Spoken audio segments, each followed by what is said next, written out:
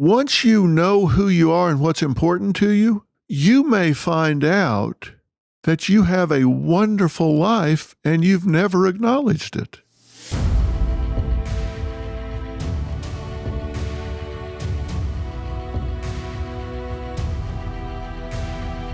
Hey, welcome back to the Dr. Phil podcast. I'm going to make you a promise starting out. You're going to love this one. There's 3 reasons you're going to love it. Number 1, this is all about you. And you may think, well, what makes you think that I'm going to love it just because it's about me? Well, there's a lot of scientific evidence that our favorite subject is ourselves. And you may think, well, that makes us sound conceited. Really not. I'm going to ask you actually during this podcast to be kind of selfish for a little while here. I'm going to tell you why that's not really selfish to focus on yourself in a minute. The truth of the matter is you can't give away what you don't have. So if you don't put yourself at the top of the list, if you don't administer to yourself, if you don't nourish yourself mentally, emotionally, physically, spiritually, then you can wind up emotionally bankrupt and you can't give away what you don't have. When I say that we love ourselves as a topic, there's scientific evidence to prove that. When people are talking about themselves, their interests, the things they care about, the things they love, their brains actually light up more than when they're talking about somebody else. So if we get to talking about us, our amygdala lights up, the nucleus accumbens light up, our pleasure centers and motivation centers light up more than when we're talking about anything else. There's also a lot of social research that looks at conversation dominance. People love to talk about themselves. They love to make self-disclosures and talk about what they're interested in, what they've done, what they've paid attention to. So if you look at what people talk about most in a social situation, we talk about ourselves a lot. And then look at social media. Oh my God. Does it make us look narcissistic? People think they've got a videotape that they're brushing their teeth and publish it like people want to see it. People really don't, but social media has certainly put a lot of emphasis on that. I'm not saying it's a bad thing all the time. I'm just saying that we do like to focus on ourselves, but we do it in a really superficial way. And I'm wanting you to do it, at least for the time we're together right now, in a much more in-depth way. Now, when you do it in an in-depth way, it's going to pay off for you. And I'm going to be telling you why today. I've spent a lot of my life, certainly my professional life, but it really started when I was in middle school. We called it junior high back then, but middle school, studying why people do what they do and don't do what they don't do. Now, I don't care what you do in your life, blue collar work and construction, sales, or whether you're a professional. If you understand why people do the things they do and don't do the things they don't do, you've got a real leg up on the rest of the world. So trust me, you're going to learn some things today about yourself, about why you do the things you do and don't do the things you don't do. And it's going to give you a lot of power in motivating yourself. And you're going to love that. So that's one of the reasons that I say you're going to love today. The second reason is I'm going to make you smarter. I'm going to make you smarter after you hear what we talk about today than you were before you heard what you talked. Now, that's a pretty bold statement. And I'm going to tell you right now how I'm going to do that. I'm going to convince you to have a positive attitude. And it's not just the power of positive thinking. I'm telling you, when you have a positive attitude, you are smarter. You have better problem-solving skills. You have better creativity. You have better cognitive performance, focus, decision-making. It broadens your perspective. You use more of your brain's potential than when you have a negative attitude. Your decision-making is so much better. You're more resilient if you face obstacles and problems in your life. Now, I'm not saying that you just become Pollyannish and Mr. Optimism, Mrs. Optimism. No, that can actually get you in trouble. That's not what I'm saying. I don't want you to have a positive bias. I just want you to have a positive attitude. I don't want you to be blindly optimistic. That can get you in a lot of trouble. But when you have a positive attitude, the actual structure of your brain can change. The hippocampus can alter, and your memory actually improves. You get, again, smarter. You have much more cognitive power than you did if you don't. And sometimes we pay attention to what we call cynical genius. People that always see problems. You bring something in, the boss says, oh, well, this could go wrong, that could go wrong. You don't see around corners. Let me tell you, there's been a lot of research that the cynical genius that always seems to identify the downside to things, they're not smarter. They just see a snake under every rock. And sometimes that can be useful, but sometimes it's not. You actually can bring more to the situation if you have a positive attitude. I've always had a rule in all the companies that I've run that we love every idea for 15 minutes. We're in a meeting and somebody comes up with an idea. We're going to love that idea for 15 minutes. Let's get excited about it. Let's talk about how it could work. Let's talk about how it could make money. Let's talk about how we could use it to work smarter. So if you have an idea or somebody brings you an idea and you have a positive attitude about it and you say, okay, look, let's love this for 15 minutes. Let's get excited about this for 15 minutes. Let's talk about how it could work for 15 minutes. We can shoot it full of holes after that, but first let's look at it. Let's be open. Let's get excited about it for 15 minutes. Can you imagine what would happen with the divisiveness in this country if everybody loved the other side's ideas for 15 minutes? You might find a pearl of wisdom in there that you could agree on. But we can't do that. Because of identity politics, we think, okay, you're from the wrong colored state, so we got to hate everything you do, everything you think, everything you say, everything you value immediately. First rattle out of the box. Third reason you're going to love this is I'm going to give you the one thing they say you can't get more of. That's wrong. And what is it? Time. I'm going to give you time back. And you know how I'm going to do that?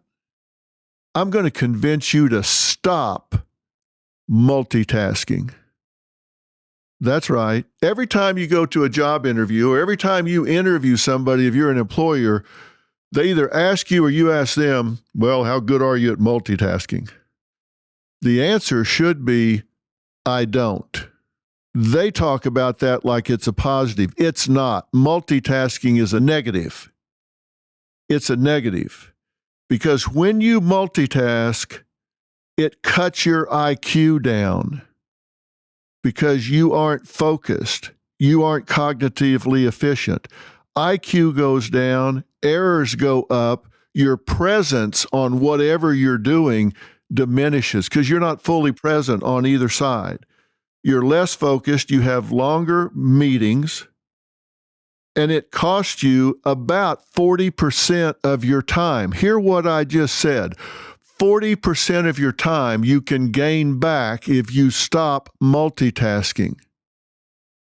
Cognitive experts estimate that it knocks your IQ down 10 points. And I don't know about you, but I don't have 10 points to spare anymore.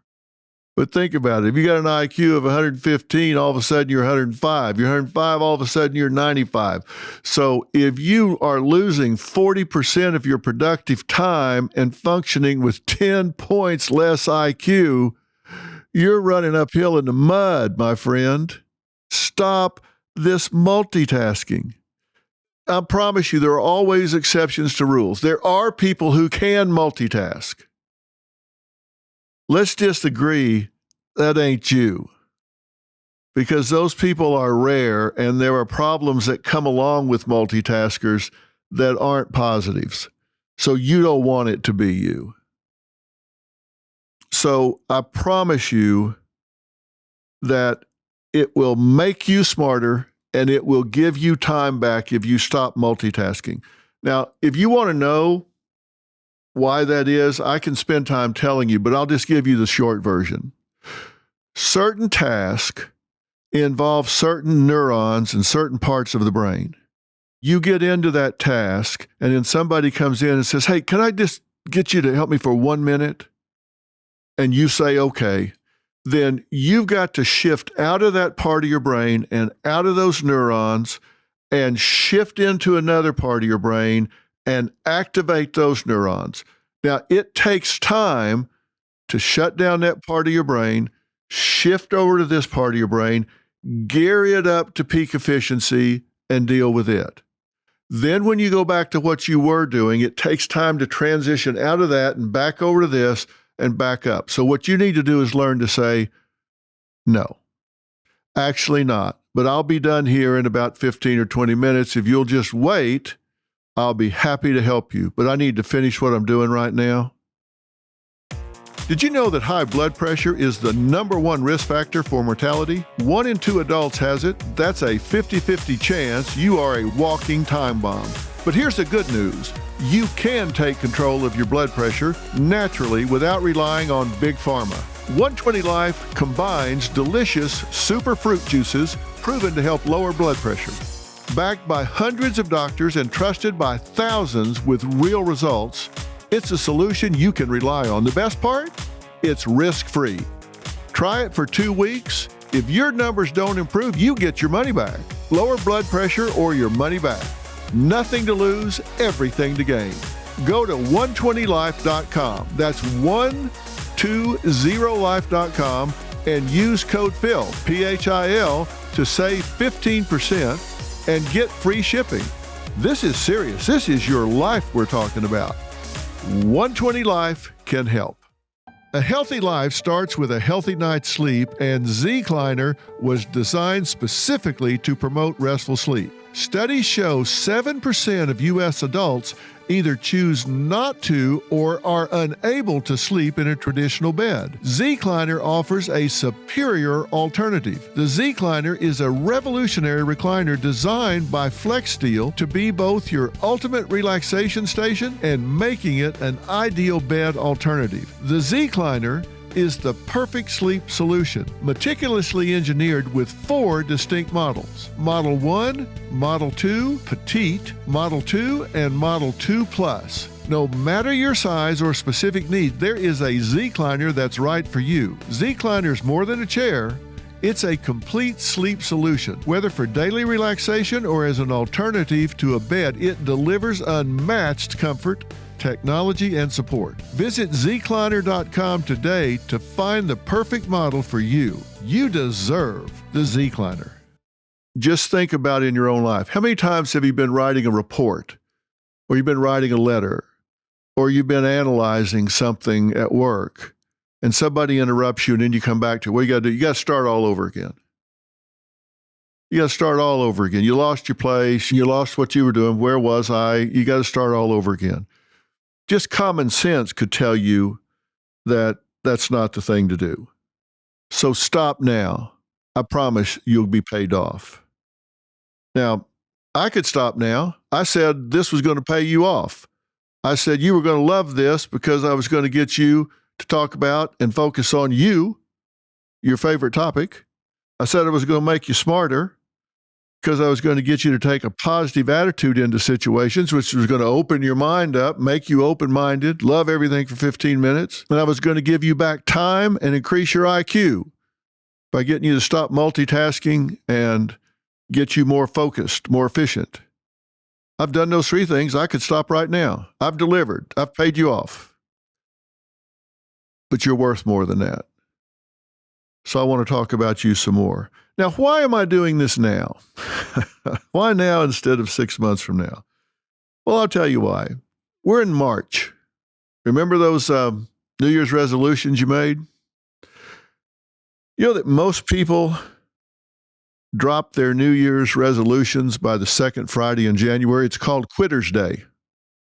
Social research shows that by the 2nd Friday of January, most people have dropped their New Year's resolutions. By the end of January, 84% have dropped their New Year's resolutions.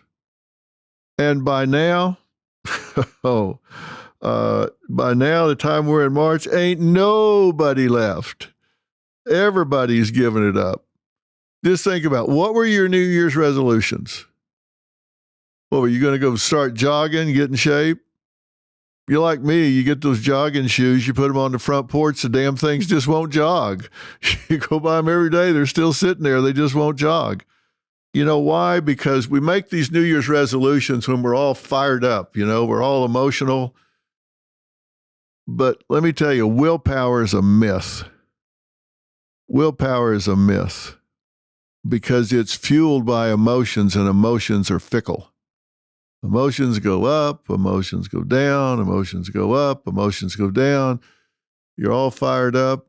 Go down to your health club the first week of January. You can't find a parking place within 3 blocks.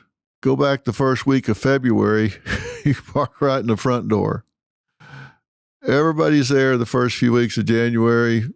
Back first week of February, nobody's there. Because willpower is emotional. So I figure this is a really good time to focus on you. I got nothing against New Year's resolutions, but if you really want to make some serious changes in your life, and maybe you do, maybe you don't, seems like all the hoopla's over, this is a good time to focus on you. And you're worth it. I'm telling you, you're worth it. Now, I do want to get one thing out of the way. One idiom, one metaphor you've heard a million times, the elephant in the room. We've just been through a big election. We've just inaugurated a new president. Half of the country's tickle pink. They got the guy they wanted. Half of them are sitting over in a corner pouting and eating worms. Didn't get their guy in. Since I've been 18 years old, there have been 11 different presidents. And you know what? None of them had much of an impact on my life.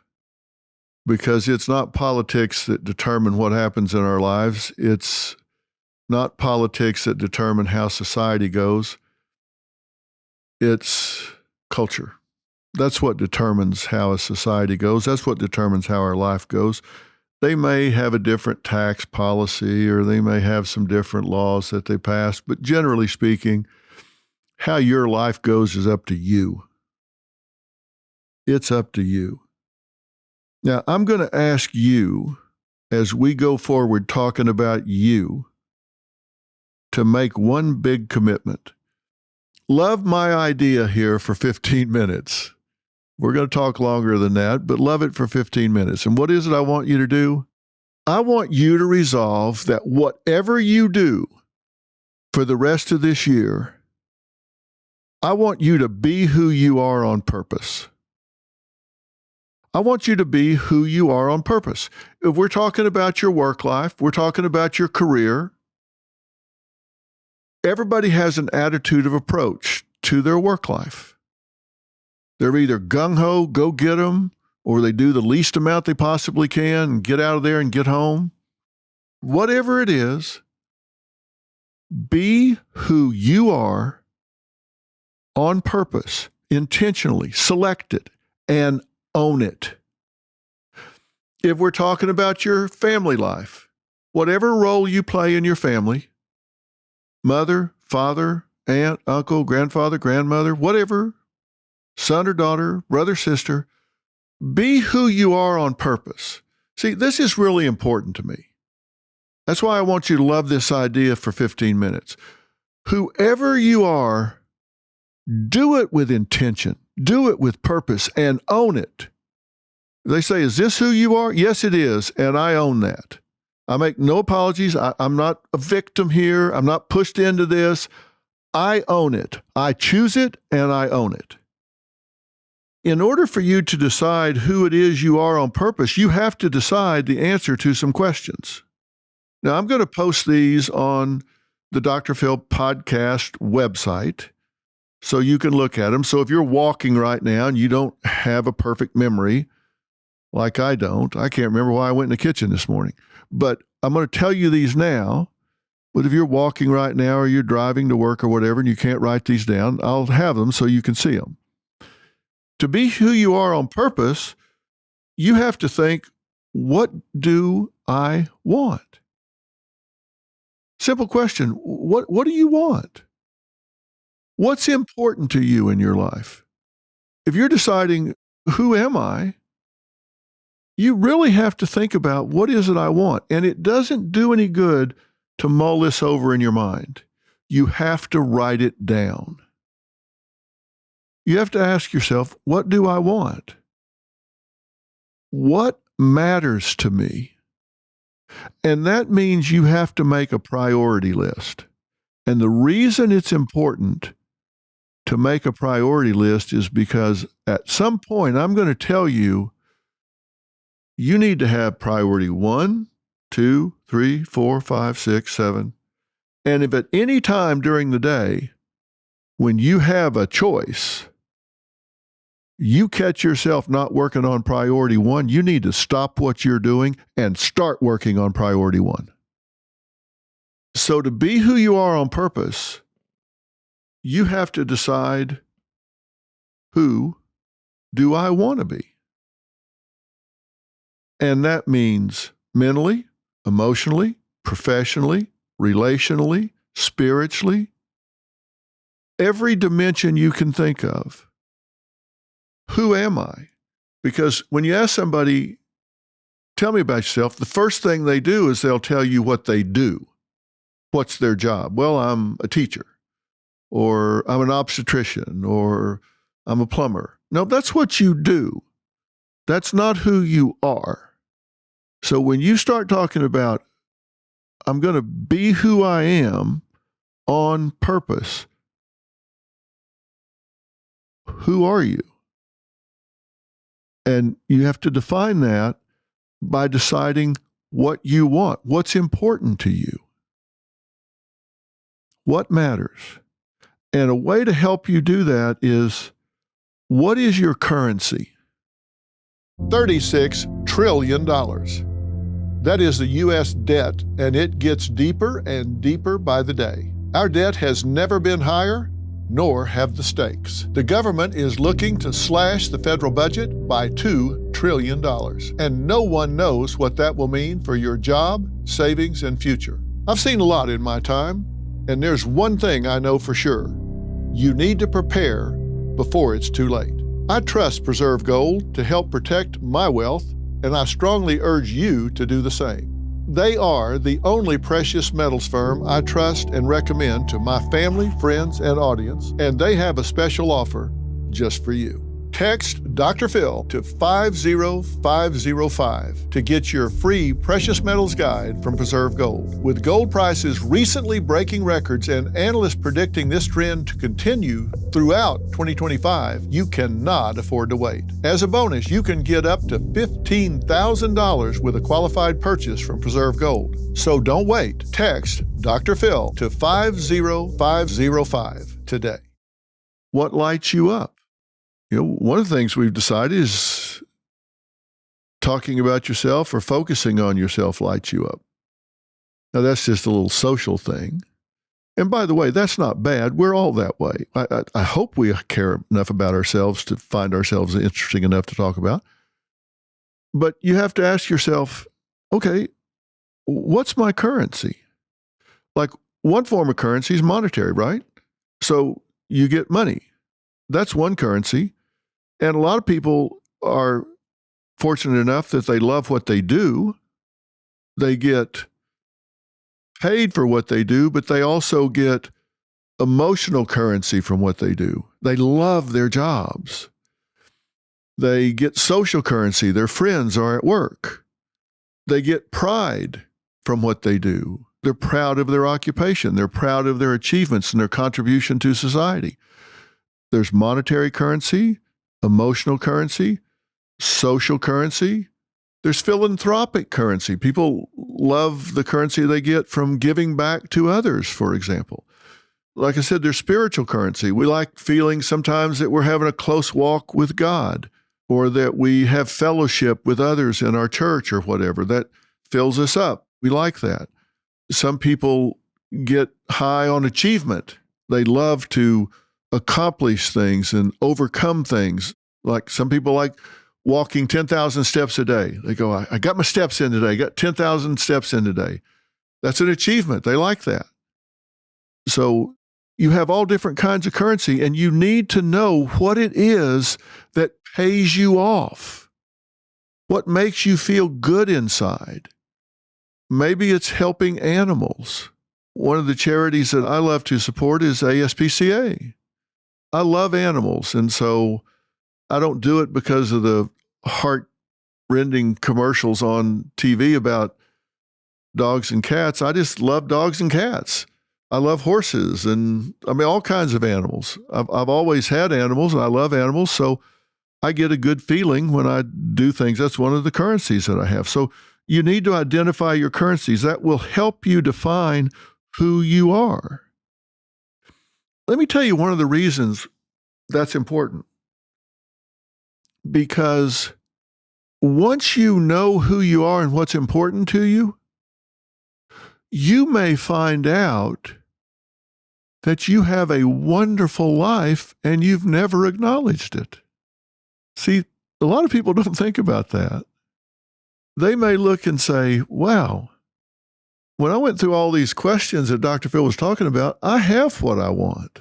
I'm not financially rich, but I have wonderful friends and a great family, and the work I do in giving to others or whatever, I'm rich in currencies that I wasn't really putting on the ledger. I'm very not complacent, but satisfied. I'm filled up by what I do. And I would hate for you to go through your life and not recognize what a wonderful life you have if you do. On the other hand, you may look at it and go, wow, there's some big parts of this missing, and nothing I'm doing are going to give me access to those things I want. You know what would be terrible? If you became the best surgeon you could ever imagine, only to find out that wasn't what you wanted to do. It'd be great that you were a great surgeon, but if you found out, you know what? I wanted to be a cello player. I did all of that, and it never filled me up because it wasn't what I wanted to do. You could become the best accountant in the world only to find out you wanted to be a surgeon or you wanted to be a painter, even a house painter. No, I'm not talking about just some big famous artist. I'm talking about a house painter. It would be terrible to chase something all your life only to achieve the highest levels and discover this isn't what I wanted. It's so important that you know what you want so you're not chasing the wrong things. So it's really important that if you're going to be who you are on purpose, which I've asked you to really consider, that you know who that is. If you're going to do something on purpose, you need to decide that that's the right person you want to be. Not what your parents expected you to do, not what your spouse expects you to do, not what your generational legacy led you to do, but what you truly want you to be. And that may change across time. I can tell you I never intended to be in the media. I never intended to be a journalist. I never intended to be a television personality. No desire whatsoever. I spent years and years in my profession in some real high-profile situations, and people would come and try to interview me. I never gave a word of interview for like 20 years because I had no desire to be on camera, to be on television, to be on the news, nothing. And then some things happened and that changed, and I got kind of introduced to it, and I discovered that I could impact more people with information by exploring that. I recall the first time I ever gave an interview about what would come to be the Dr. Phil platform, the Dr. Phil that you know from television, I was asked, all right, what's the show going to be about? And without even any forethought, I just said, well, I'm going to talk about things that matter to people who care. I'm going to deliver common sense, usable information to people's homes every day for free. I said, how could that not work? If you're talking about things that matter to mothers and fathers and husbands and wives and siblings, and it's common sense and it's usable, and you're delivering it for free, how could that not work? And I'd never really thought of it, but when I said it, it resonated with me. I've said people know the truth when they hear it, and when I said that, I knew it was authentic. I wasn't trying to give some interview answer. I wasn't trying to give some television answer. I knew that was me being who I am on purpose. I'd been giving that information to people, but I had a vision of giving it to millions of people at one time. I didn't know how it was all going to take shape or whatever. I didn't feel like I was called by God or something necessarily to do it, although I think he was okay with that. But to me, it just seemed like that's the thing to do. And as I thought about it, it did give me currency. It made me feel like I was making a difference. It made me feel like I was making a contribution. It made me feel like I was leveraging my education and my experience. And I felt good about that application. And I owned that from that interview forward to this very day with Dr. Phil Primetime on Merit TV. I'm still talking about things that matter to people who care. Those things have changed because the world has changed. I'm doing less of just pure family issues, and I'm talking about psychosocial issues and cultural issues because the world has become more sensitized to those things. But I'm still reading all of the emails that come in. I don't read them all, but somebody does, and they categorize them and give them to me, if I'm being entirely honest. I see what people care about, and that's what I talk about. So you have to decide for you. Then what you have to do is you have to set up measurable goals for this year. And by measurable goals, you just can't say, well, I just want to be happy. Well, my dog wants to be happy, but you need to hold yourself to a higher standard, a measurable goal. What is it you want to attain that you can measure? You've got to have some kind of a yardstick so you can measure your progress. And you should never compare yourself to anybody except you, because you don't really know how anybody else is doing. All you know is, where am I compared to last week or last month on the goal I've set for myself? And the biggest mistake you can make is that you got all the time in the world. Now, I'm going to give you more time to work with, but I can't extend your life expectancy infinitely. You can't put it off. The key thing you want to do is recognize that you have to make important choices at times that count. You have to make important choices at times that count. And here's the thing, we're here in March. The rest of this year is going to go by whether you're doing something to improve your life and your family's life or not. We've got another 9 months left in this year. Those 9 months are going to go by whether you're sitting around doing nothing or whether you say, nope, not going to waste these 9 months.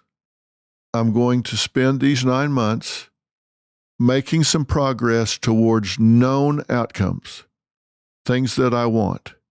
And trust me, small changes add up to significant results across time. Think about it in terms of losing weight. You lose a pound a week. We may have 40 weeks. I haven't done the math. We may have 40 weeks left in this year. You could be 40 pounds lighter by the end of the year. You save $100 a week. My gosh, think about it. You add all of this up. Small changes add up to significant results across time. But it requires you making important choices at times that count. I had a coach in high school that, I had skill coaches that taught certain things like, blocking and tackling and stuff. But I had a coach that was really important to me. He was more an attitude coach than anything else. He was kind of like a sports psychologist, I guess. He used to look at me right before a game would start, and he wasn't a big rah-rah guy, but he would get me by the face mask and make eye contact with me. And I remember him saying, "Okay, McGraw, big-time players make big-time plays at big times." Period. That was it. Big-time players make big-time plays at big times. And that was his challenge to me. And he said it a lot, and I've never forgotten it. And I passed it on to my boys. Big-time players make big-time plays at big times. You got a star in your own life. If you're not a big-time player in your life, who is? Be a big-time player in your life. Make big-time plays at big times. You think, hey, I'm a postman. What is it I'm supposed to do that's a big-time play? Your life is your life. You're not a postman. That's something you do. You're a person. You have a family. You're in your life. You create opportunities. Decide what matters to you and your family. Is it money? Is it core values? Is it spiritual? Is it having security? Is it giving back to others? Is it how you are an American? What is it? Decide those things. But we are in a meritocracy here. I don't care what they've been trying to sell you. They might have been trying to sell you that this is all about equal outcome. No, it's not. That's a fantasy. That's a myth. It's not about equal outcome. We may be striving for equal opportunity, which we don't have either, but should work towards. But we live in a meritocracy. And you are in business for yourself. You are a company of one.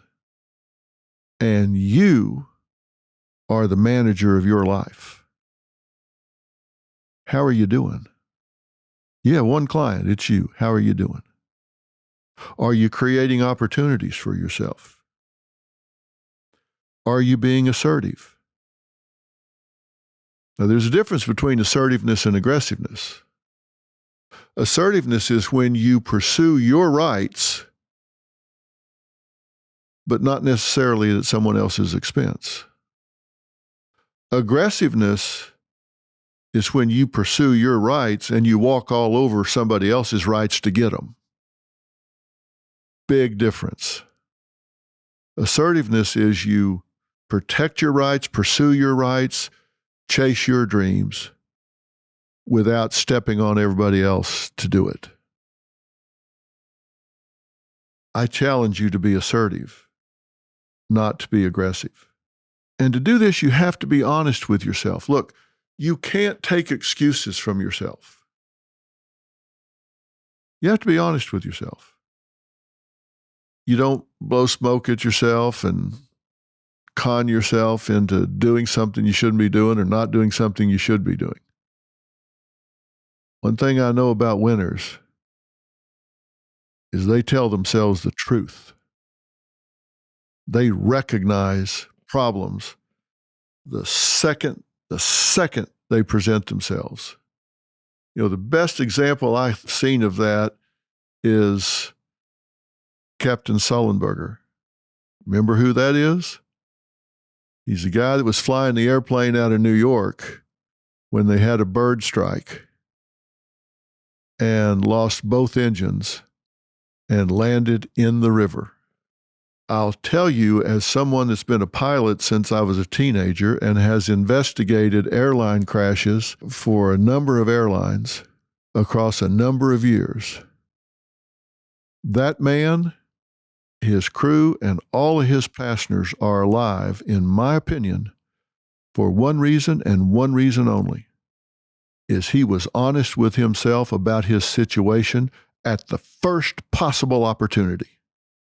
Had he been in denial, had he frozen, had he panicked, had he not admitted to consciousness what his situation and circumstance was at his first opportunity,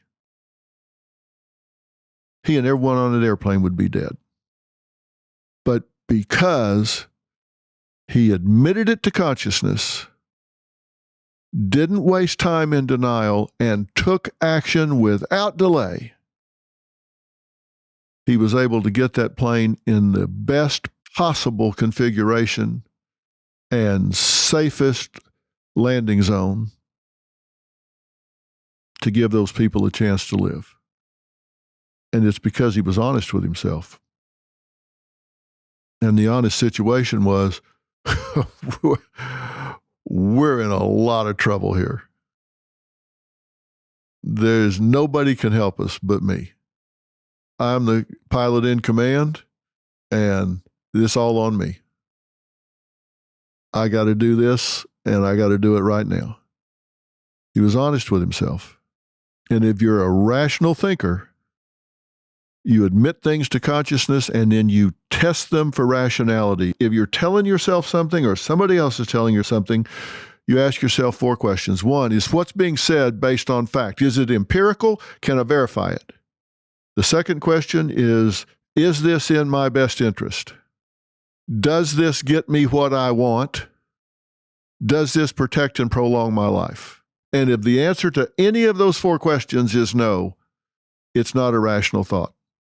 Is this based on empirical fact? Is it in my best interest? Does it get me what I want? Does it protect and prolong my life? Answer comes up no to any one of them, you need to reject it and generate something that is rational. And like the other questions I was mentioning to you, I'm going to write those down and I'll have them on Dr. Phil Podcast website, and you can go back and look at them.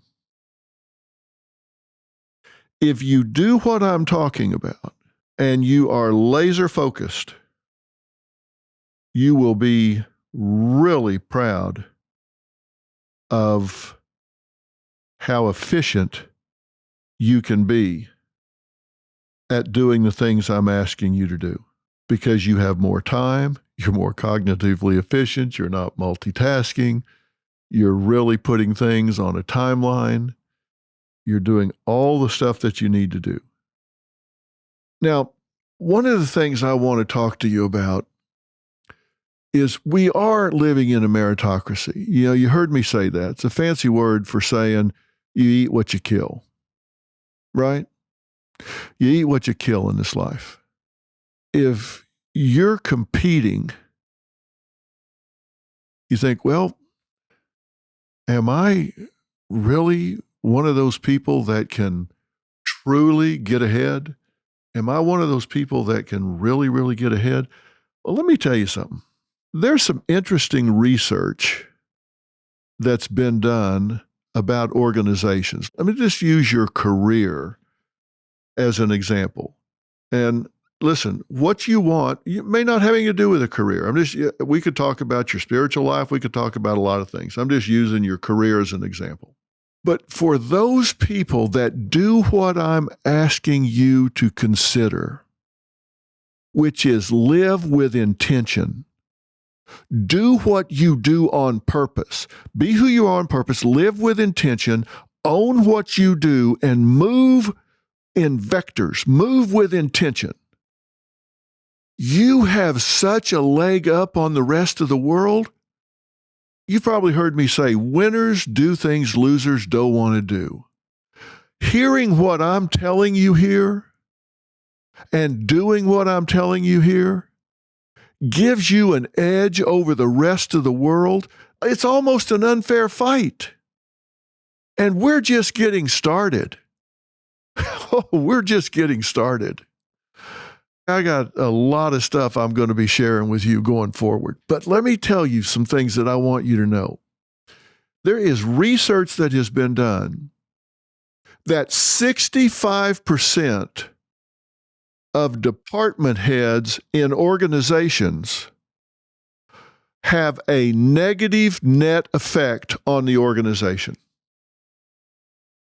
Now think about that. I don't care if we're talking about the biggest bank on Wall Street or Target down on the corner or the grocery store in your neighborhood or the hospital you go to. 65% of department heads have a net negative effect on the organization, meaning the organization would be better without them. So you have a target-rich environment. It's not like, hey, got a bunch of killers locked in here. There's nowhere for me to crack the organization. 6.5 out of 10 of the people that are running the organizations that you work for are killing the organization. They should be replaced. They are vulnerable. You can learn the things we're talking about here and become part of the 35%. You have somewhere to go. You have a track to run on. And let me tell you another fact. 50% of the work is done by the square root of how many people work in that organization.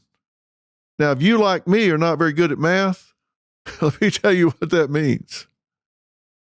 The square root of 10,000 is what? 100. So if you've got a giant organization that has 10,000 people working there, 50% of the work is done by 100 people. Let that sink in. If you've got an organization of 10,000 people, 50% of the work is done by 100 people. How much dead weight is that? You have a track to run on. You have somewhere to go. And what's it take for you to be someone that can become highly upwardly mobile? You have to be self-aware. You have to be who you are on purpose, and you have to own it. You have to be willing to go the extra mile. Winners do things losers don't want to do. The only time success comes before work is in the dictionary.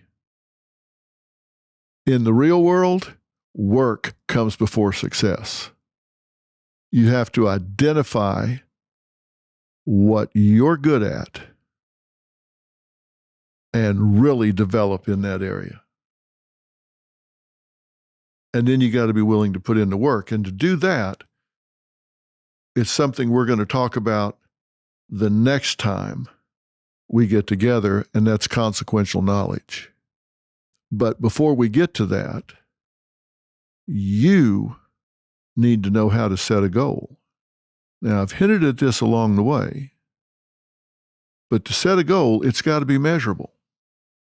You have to decide, I want to up my production 10%, 20%. I want to get another credential. And maybe it's not a 4-year degree. Maybe it's to get an accreditation in coding or programming, or you want to go from being a plumber to a master plumber, or whatever. It doesn't matter. If that's your goal, that you want to get to a next level of accreditation, whatever your goal might be, you need to set a goal that's measurable. Then you need to identify, okay, what are the steps that I have to take to get to that goal? You don't have to leap tall buildings in a single bound. You don't have to jump all the way across the river. You need to say, what are the stepping stones to get there?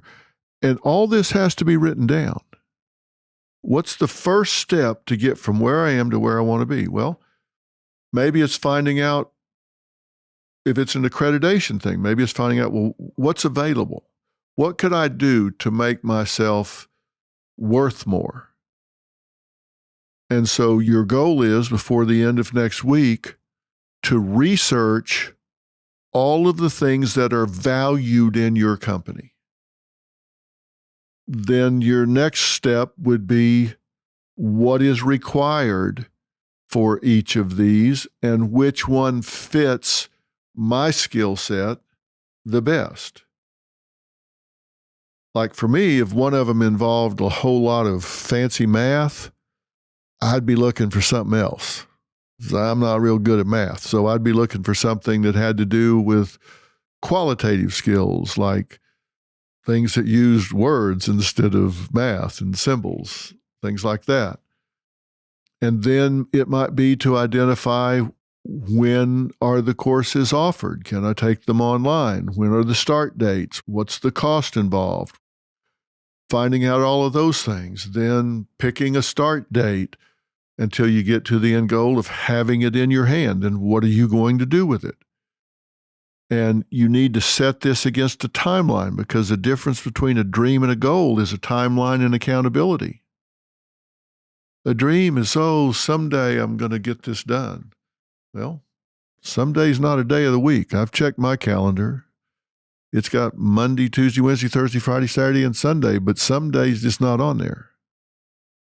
So you've got to have a timeline, and then you've got to have accountability, a friend, a coworker, a family member that you have to look in the eye every Friday at the end of the week and say, here's what I got done this week. And you need to give them license to not take excuses or reasons. Reasons are just excuses. You don't want that. You want to show up and say, yep, got it done, here it is. Set a goal, not a dream. Measurable goal, identifiable steps, against a timeline, with accountability. Then you will start to move. Then you will start to move the needle. When you decide, I'm going to be who I am on purpose, you need to make a threshold decision that you're worth it.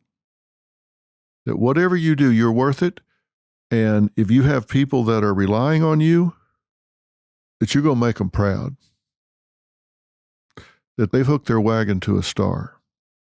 They've hooked their wagon to a star. What kind of star? The person that's going to star in their own life. And what we're going to talk about next time is something called consequential knowledge. I'm going to define it for you. It's probably not what you think it is, but I'm going to define it for you. I'm going to tell you how to develop it, nurture it, and monetize it. If your goal is not career-oriented, I'm going to tell you how to develop it in whatever arena you want your life to be in. Now, I've asked you to love my thinking for 15 minutes, and I've held you for about an hour, and I hope you're still loving it. When you own who you are, and you really believe in that, there's a certain degree of peace that comes with it. And look, you're not going to please all the people all the time. And I don't care what you do. There's going to be somebody standing around to throw rocks at you. And since there's going to always be somebody that's willing to criticize you and what you're doing, you might as well do what you want to do. I'd rather have rocks thrown at me for what I want to do than have rocks thrown at me for what somebody else wants me to do. But my point is, this life can be exciting. You can be exciting. And what you do can be exciting. I just want to give you an edge over the rest of the world, because you're going to earn it. Nobody gets a free ride. You're going to put in the time, you're going to put in the effort, and you're going to reap the benefit. And I can't wait to tell you the rest of the story. I'll see you next time.